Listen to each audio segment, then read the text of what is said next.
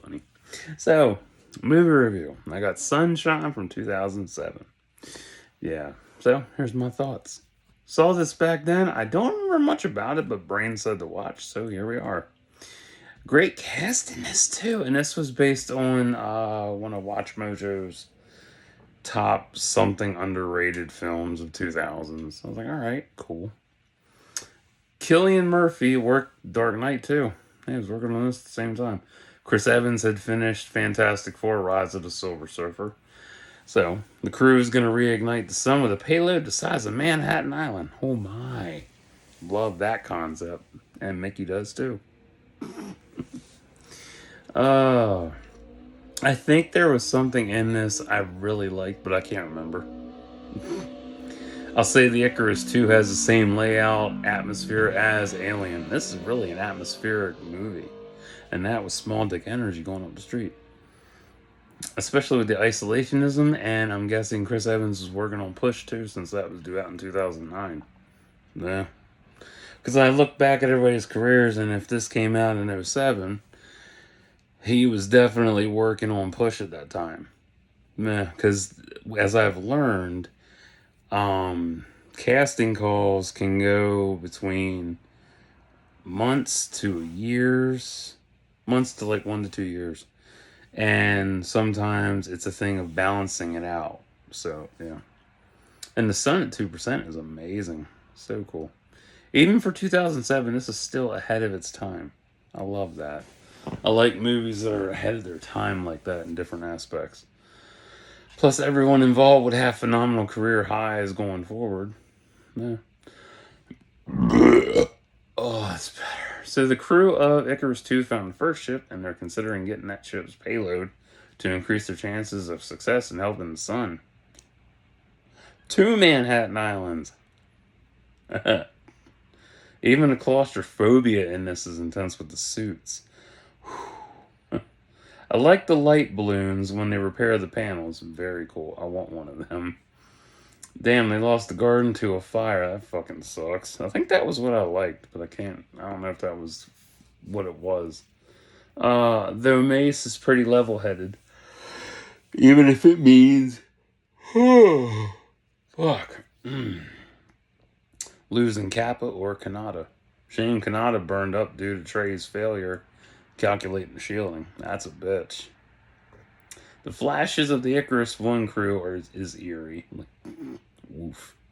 Same goes for the mass overgrown plants. Like, the whole thing is like another prequel to Event Horizon for me. Like, oof, creepy. So Icarus One's crew burned themselves because they couldn't go through with the mission. Wow.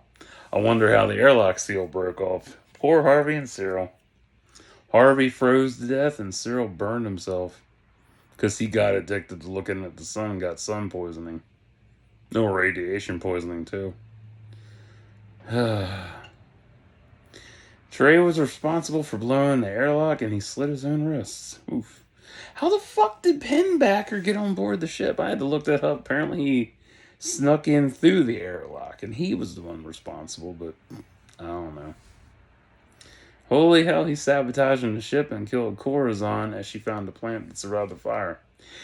And the way he positioned her back into place, holding the plant, ooh, that's creepy.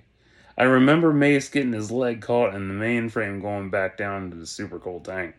I remember that was creepy as hell back then. Ooh. Ooh.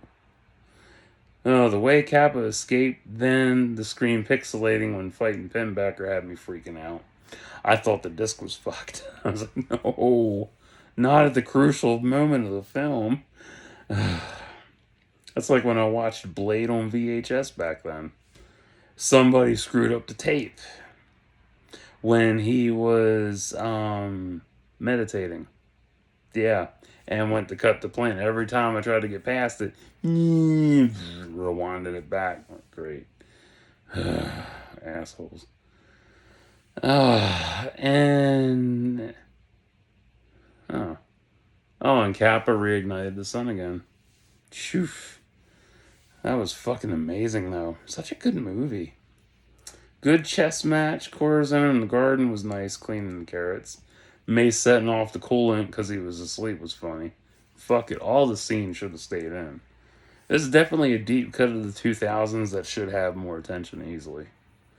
Because it's one of them all. It's one of those underrated gems of space exploration that doesn't get enough recognition versus everything else. Because the big one for '07 was, let me think, 300 was one of them. Probably some war epic.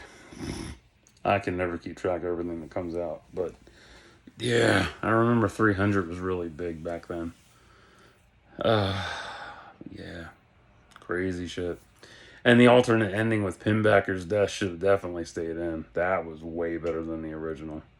The short films are interesting in their own respective ways. For me, though, I don't care for them. They're stupid. I don't get them. Whatever. Film's a solid 8.7 out of 10 for me. Everything added in. I liked it. It was good on the rewatch. Like, I like finding old movies that I watched before and then re-experiencing them all over again. It's beautiful. It's like rewatching it for the first time for me. And I know a lot of people always gripe and cry about it. I wish I could rewatch it again for the very first time. So don't watch it for a while. Watch a whole bunch of other shit. You'll forget about it, and then you come back to it. It's like, oh wow, this was really good. Simple as that. Or go through a new Genesis where you lose yourself for a while, and then you bounce back, and boom, you discover it again. It's always fun. So if you don't like Sunshine, that's fine. I get it. I understand. At least it's not a fake title. It deals with sunshine. But if you don't like space thrillers, you don't like psych dramas, this is not for you, unfortunately. But if this is all of your alley and you like the cast and crew and director and writers, oh, you'll have a great time, right? I would. So, I did. I don't need to own it, though. Nah, not really. It's one of those, like, it's good to revisit, but I don't need to own it personally, because that would just negate the point of having it. So, I'll be back with some more. Shit, I'm tired. Stay tuned.